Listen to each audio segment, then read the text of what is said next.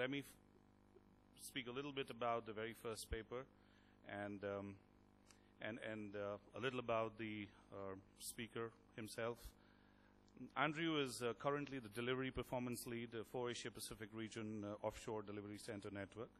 In his current role, he is responsible for quality and continuous improvement initiatives for over 40,000 staff, providing services from Accenture's delivery centers in India, Philippines, and China.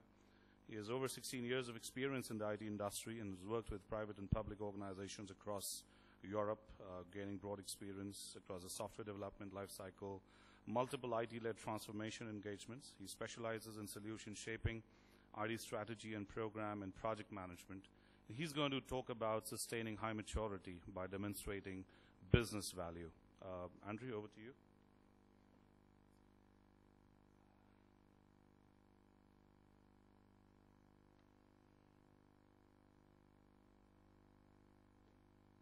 Thank you very much. I'll speak with the microphone. That's fine. Can everyone hear me? Good morning. Are we awake? I was a bit worried when Rajesh said we've got rid of all of the fluff, so I was expecting my presentation to disappear. Those of you who work with me know that whenever I tell a joke, I've learned a habit in India to say, that was a joke, just to make sure people understand that. It's the old security checking. My presentation isn't safe. So I'm going to talk to you about a topic that is quite close to my heart, and so there's something that's been quite important for me in my role in Asia Pacific. I'm not a CMMI expert, I'm not a high maturity expert. I've definitely come from the software industry. But I think it's very important that we understand how high maturity interacts with business value. Now, business value is a bit of consulting speak, but basically means how does this high maturity thing actually add dollars to the bottom line of the business?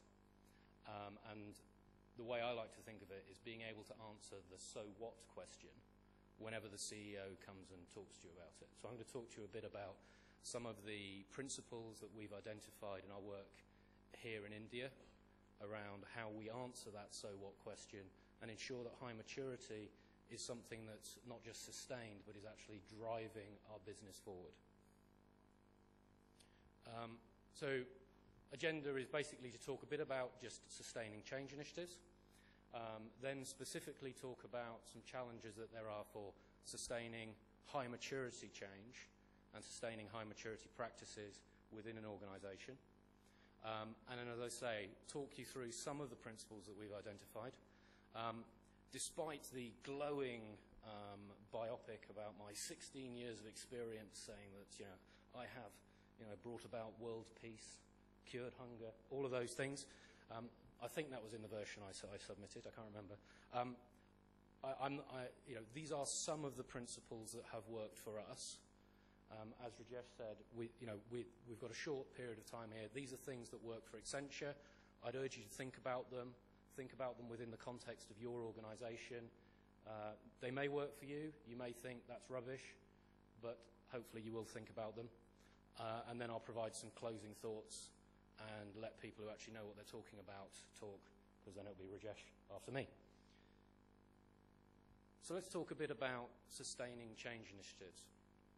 So this is a graph that was pulled out of some research from MIT Sloan that's about the challenges that there are for sustaining initiatives. So the chart that's on the right, as I present it, or left as you're looking at it, is about stretching, yielding, and then failing in terms of initiatives. Now, this chart makes me think of cricket, bizarre as it may seem. So someone of my generation, the Ashes series, I'm a Brit, as you might be able to tell. So clearly I enjoyed the T20 recently. But when I was growing up, England was always playing Australia, and it was the Australian team with the War brothers, Hayden, Warne in his pomp, McGrath.